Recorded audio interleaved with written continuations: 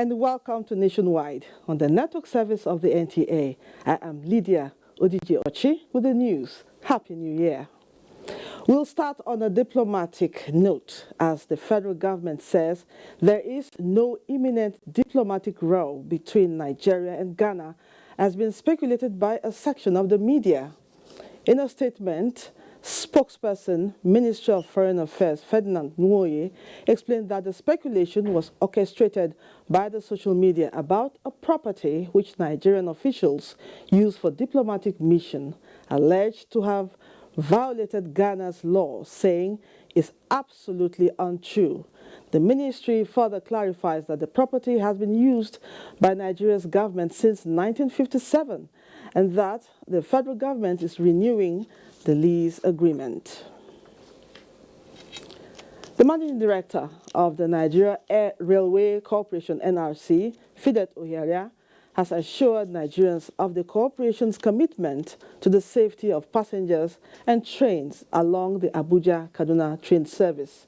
He denied claims by some national dailies that a train conveying passengers to Abuja from Kaduna was attacked by suspected gunmen, but rather a stone was thrown at the train by some youths, which affected the glass window of one of the coaches, and the MD called on intending passengers not to panic as the news of the suspected attack is false, and NRC is doing everything possible to ensure the safety of passengers.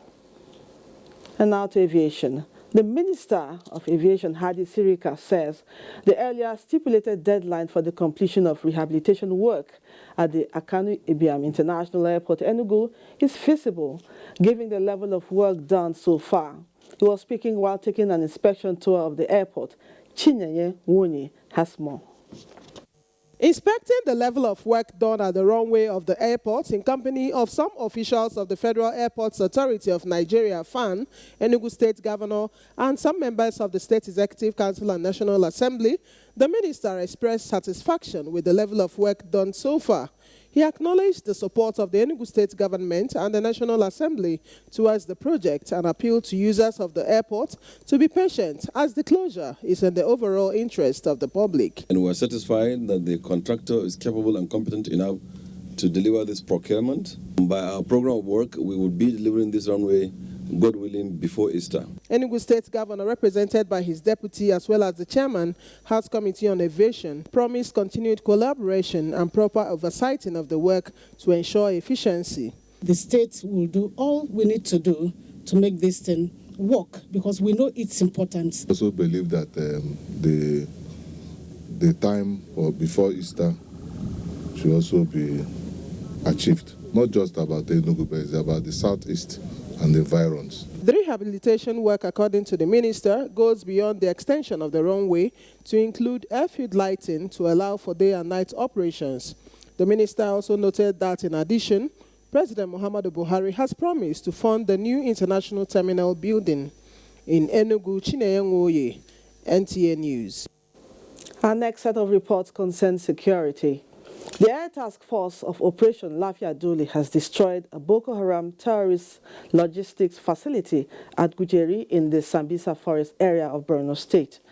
In a statement by NAF Director, Public Relations and Information, Air Commodore Ibikunle Daramola, this was achieved in nighttime air strikes executed on 31st December 2019. Pursuant to a series of intelligence missions that identified some makeshift structures under some trees that were being used by the terrorists to store fuel and other items for the maintenance of their vehicles. The ATF then dispatched its combat helicopters to attack the location, recording devastating hits in the target area, resulting in the destruction of the storage facilities as well as other structures in the camp.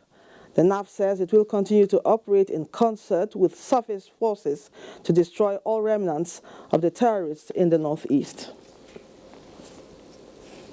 2019 has been a checkered year for the Nigeria Police Force, recording successes in the fight against crime and criminality and also grappling with some challenges. Francis Form reviews the Nigeria Police Force in 2019.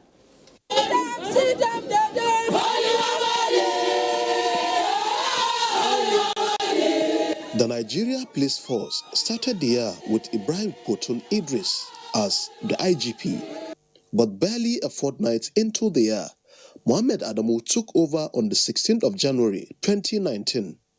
It was a time Nigeria was not only preparing for general election, but also grappling with the internal security challenges of threats of kidnapping, armed robbery, banditry, and communal violence across many parts of the country. Operation Puff Adder was launched in April as an operational intervention blueprint to stabilize the internal security space. Abuja-Kaduna Expressway was completely unpassable when we came. Today, that road has become a very safe corridor. Puff Adder, after 8 months, had arrested about 6,531 high-profile suspects, comprising 2,627 armed robbery suspects, 1,621 suspected cultists, 1,527 kidnapped suspects, and 758 murder suspects. We did not only demystify them, we successfully reclaimed the public space from them and denied them the liberty to attack citizens at will, without fear of a superior response from gallant operatives of the Nigeria Police. We might not have gotten to the promised land, but the good news is that we are out of the wilderness and we are very close to the promised land. 2019 also see the re-established of the Ministry of Police Affairs by the federal government to, among other things, initiate, formulate, and implement policies and programs relating to policing and internal security. The ministry under my watch will work tirelessly to ensure that we get the funding the police needs, and we will also inject new ideas into policing of their nation. Welfare of officers and men of the police also took center stage, with the Inspector General of Police addressing abuses associated with promotion, making merit to be the only criteria. Officers are now motivated more than ever before to perform their duties, assured that they shall be rewarded within the dictates of our traditional policing standards. Training and retraining of policemen and women to enhance their knowledge and improve performance with a view to attaining policing in the 21st century was prioritized in the year under review. Barely few weeks to the end of the year, President Muhammadu Buhari inaugurated new sets of policing assets and National Command and Control Headquarters and the Police Crime and Incident Database Center. The Inspector General of Police, Mohammed Adamu, at the end of the year conference with strategic police officers, stresses that news. Now, Lagos State Governor Babajide Sanwo-Olu says the state-owned independent power project will be expanded to accommodate more public facilities in the state. The governor gave the assurance while inspecting the independent power project in Alausa. Nosa Osula reports. Efforts by the Sanwo-Olu administration to upscale the output of the IPP is seen as a major move by the state government to optimize the capacity of the power plant 7 years after it was built. Governor Sanwo-Olu explained that his administration would be harnessing private investment to boost the output of the IPP in response to the growing need to sustain the Light Up Lagos projects of his predecessors and also to absorb more public offices in the state-owned power grid. One of the things we had come here to do is to see very early in the year how we can optimize, our current usage of this plant and to know the current, output. The governor added that the current output could no longer meet the demand of the state. He said the inspection tour would be followed up with a meeting with partners on the IPP initiative to discuss sustainable growth plan on the output as more government facilities are set to be integrated into the power grid. In Lagos, Nosa Osula, NTA News. From power to maritime security. Now, the Nigerian Navy has begun the year on a positive note with the arrest of 7 vessels for illegal maritime activities. Dr. Oguyemi reports that the feat was achieved through continuous surveillance and maritime domain awareness facilities. While most Nigerians were spending time with family and friends during the holidays, men of the Nigerian Navy dished out their own presents to economic saboteurs in the maritime space. Between the 3rd and 30th of December 2019, the Nigerian Navy ship Baycroft arrested 7 vessels transporting petroleum products without valid approval. The vessels include MV Timbigede with a crew of 11 Nigerians, MT Zabruj, crewed by 7 Sri Lankans. MT Jonko had a crew of 11 Nigerians. MV Ekpereamaka had 8 Nigerians on board. MV Ella had 1 Ghanaian and 6 Nigerians on board. MT Ibim had 14 Nigerians, while MV Lida had 1 Ghanaian and 7 Nigerians on board. This is the first time. This vessel first time we are able to hear, because 3,300 nautical mile I am navigate from there to here. I received the cargo from the 117 miles between Nigeria and Cameroon and Nigerian waters.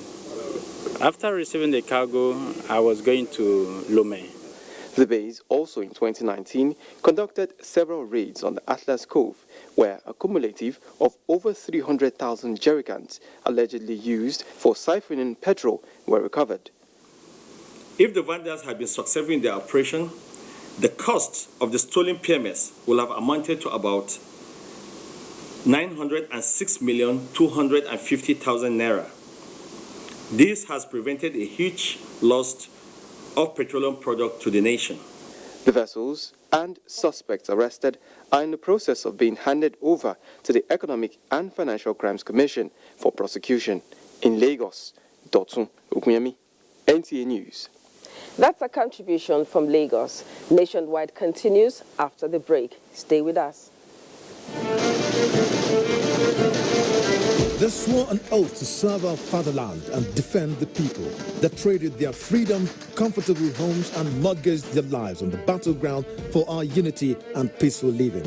These are the great, fearless, loyal, and committed Nigerian armed forces who risked their lives courageously to safeguard our borders. But in the line of duty, many never returned. Nigerians, arise, let's celebrate our fallen heroes. Put on the remembrance emblem with pride to support the incapacitated and families of our fallen heroes. It is indeed befitting to honor the memory of the gallant hearts of the men who paid the supreme sacrifice to keep the country united. President Muhammadu Buhari enjoins all ministries, parastatals, religious and corporate bodies to donate generously to the Emblem Appeal Launch. Send your donations to these accounts.